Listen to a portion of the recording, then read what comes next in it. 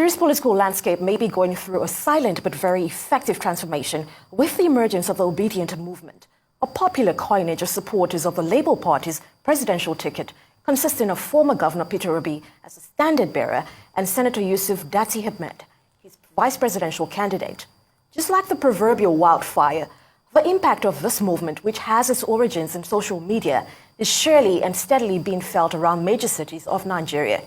However, the extent of its impact in the northern reaches of the country remains a bit iffy, given the springing up of opposition against its certain political forces, such as Governor Nasir El-Rufai of Kaduna State, who just sent detachments of the police to disrupt the group's planned 1 million man march in Kaduna, the state capital. Right away, we are being joined for a discussion on this subject by Nana Sani Kazaure, a member of the Obi Datti Presidential Campaign Organization. We'll also try to find out from her the level of women's involvement in the Labour Party and Obedient Movement's activities. Great to have you on the show. Good morning. Good morning. Good morning. Thank you for having me. Yes, it's a pleasure to have you here. Now let's start in terms of what the general, let's get your own opinion about how the Obedient Movement generally is going in the northern parts of Nigeria. We've heard, of course, it's wildfire across the parts, but let's get your sentiment on how much interest it's garnered in that area. There's a lot of interest in northern Nigeria as regards the Obi Datti movement. The north has been rife with issues, a plethora of issues that arise: insecurity, underdevelopment, the issues of education, even the issues of having internally displaced people. People are leaving their residence and the economy is coming to a grinding halt. And so, yes, the north is very, very interested in the narrative of taking over, of change, of having a new order take over. All right, Nana, I understand that, but then I will like an elaborate kind of, insight into the sort of movement that you think that the Obi Datti movement is creating. And I would like you to start from what happened in Kaduna yesterday. Tell us if truly the 1 million man march was able to hold. I know that Port Harcourt, from what we have seen so far on the social media, Port Harcourt rally seems to be quite big, with a number of Nollywood stars being part of that movement. How did it go in Kaduna, and what will you say to what the Governor of Kaduna State, Aminu Masari, said about your candidate, saying that nobody knows Obi in the north and that he does not think he has what it takes to make an incursion into the northern votes? People are entitled to their opinions, but you see the reality on ground, it differs. It's a different story altogether. One thing that we can say is that it begs the question, why are they rattled by people that they say are just on social media, or that there is no following, or there's no garnering of people wanting this particular candidacy for presidency? You should ask that question. Why are they rattled by us? Why is there a certain feeling that they are threatened? Clearly, I remember reading online that Governor El-Rufai said that we wouldn't be able to garner even 200 people, not to talk of 1 million. And so it begs the question as why would you have to have police? Why would it be interrupted? Trust and believe that at a later date, people will converge, people will still march. So far, like you already rightly pointed out, Port Harcourt, Calabar, and even Nasarawa State next door, we've had peaceful marches. So I see no reason why it had to be interrupted yesterday by the Kaduna State government. It means that they have taken note of us and our numbers are growing. Do you have details of what actually happened? Does it mean that the march in Kaduna was truncated by the appearance of the police officers allegedly sent by the Kaduna State government. But of course, that's a rhetorical question, Steve. Of course, Okay, it was there to be, the presence of the police was there to put a chink in the armor. In light of these events that have unraveled with this rally, how does the Labour Party look to address, basically expanding more of its communication in the northern parts of Nigeria? Are you going to continue to face some more resistance, and how do you look to circumvent that reality?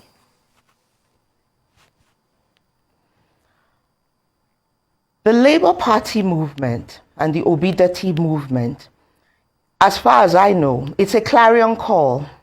Nigerians are tired, and the North is not exempt from being tired. Underdevelopment is glaring. People want a change. And so, yes, we're already making those inroads. I'm just alluding to the fact that there's a very strong social media tool and machinery for the Labour Party. Now, in light of the resistance you've been faced with in the northern parts of Nigeria, how exactly do you intend to communicate more effectively to proposed electorate from these parts of the country? In the northern part of the country? Yes, please. We are already in talks with people. We have our women leader, who is also from Gombe State, and we are already making those inroads. It's beyond us. The social media presence that you talk about is run by people. They're not robots. And so there is that social media presence even in the north. It's there, you can see it. There's a growth for the movement even in the north.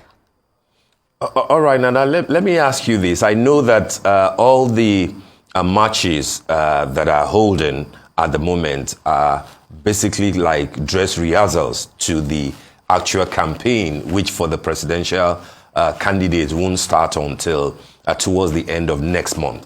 So my question to you is that... Next month. Yes, next month. So after all these dress rehearsal million-man marches, what specific strategies do you think do you have in place for the Datti movement when the campaign actually starts? Because you will have almost 5 full months of campaign that can stretch anybody. That will require enormous resources. That will mean possibly having your flag bearers touching all the 36 states of the Federation. What strategies, therefore, do you have? And are you ready in terms of the war chest to go the whole log against the more formidable APC and the PDP? Of course we are ready. You can already see that we have garnered a lot of goodwill from the Nigerian people. And if you believe in something, you will invest in it.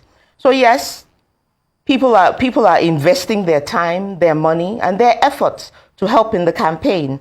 As long as it's within the ambit of the law, there's nothing wrong in fundraising for our campaign to pull through in Nigeria across the 36 states. May I ask you as a follow-up, what got you drawn to this movement, the Datti movement, given the fact that you're possibly not ordinarily a Labour Party supporter? You've got Atiku Abubakar, who's a northerner, and then you have the APC having a formidable northern running mate. My point is, you personally, what is the attraction to the Labour Party and to the Datti movement for you? The attraction is very simple. We asked for change, and we followed that narrative in 2015. We were promised that change. We didn't get that. And so our tired is actually tired. We didn't get that change. We didn't know where we were headed. We were told that there would be a change. And we haven't seen it. We are where we are now because it goes without saying the economy is coming to a grinding halt. People can't do business freely. We can't move freely within our own country. And the matters of insecurity, look at for instance our tertiary institutions. When you 16 years of the PDP and now 7 years with the APC, cumulatively it's about 70 months. When you put 70 months together, that's almost 6 years that that students have lost. We just want a new order, and we want somebody younger, more vibrant. You know, Nigerians are very, very more aware today than we were a few years ago, and that is what attracted me to the narrative and to the promise that the Labour Party holds. All right, Nana, so in light Things just need to change. Yes. And talking about change, in light of the attractiveness of what has become widely known as a third force pretty much in this race, there is also a widespread criticism that the Labour Party is lacking in an established political structure. What would you say in response to that? Is this a misconception? Clearly, that's a misconception. The people are the structure. Without the people, you have no structure. And you can already see that the Labour Party, the party to which I belong, is already gathering. The people are moving to the next train, which is the Labour Party. And they're all welcome. Yes, we have structure. And those structures will vote. Yes, people, well, of course, we know that campaigning is not cheap. Like you rightly pointed out, the presidential candidate is he's not a man without means. He's not a man without his own connections. And as we see it today, he's not a man without the support of the Nigerian people. So yes, frugality should not be looked upon as foolishness. In fact, it should be applauded. Because that's what we need in this country right now. We need somebody who is frugal, who understands that every penny counts. Not just to throw it around, but to make sure that the resources that we have at our disposal are properly dispersed and used properly for what it is meant for. That's fine. That's fine. But beyond prudence, what specific change do you think that Datti will bring to bear in governance in terms of redirecting the economy? A lot of people who have accused your candidate of always getting his statistics wrong. He asks people to verify, but then when they fact check, some of the things he says are not always accurate. In the area of economy and the area of turning, the country around, what specific expectations do you think that Nigerians should have if Datti movement, gets to Aso Rock next year? One thing that Nigerians must understand, and I would like to put this out in the media, error in statistics doesn't mean that you're wrong. Error in statistics doesn't necessarily mean that you are completely wrong. You go on Google, you type in for information, you get different answers. So it does not mean that he was being untrue with his statistics. What it means is that where he garnered that information from is what he presented. It does not make it untrue. So what will he do differently? I noticed your reference to cassava wagbado the other time, and I hope that the owners of that phrase will not come after you. But what will Obi do differently as president in the area of economy?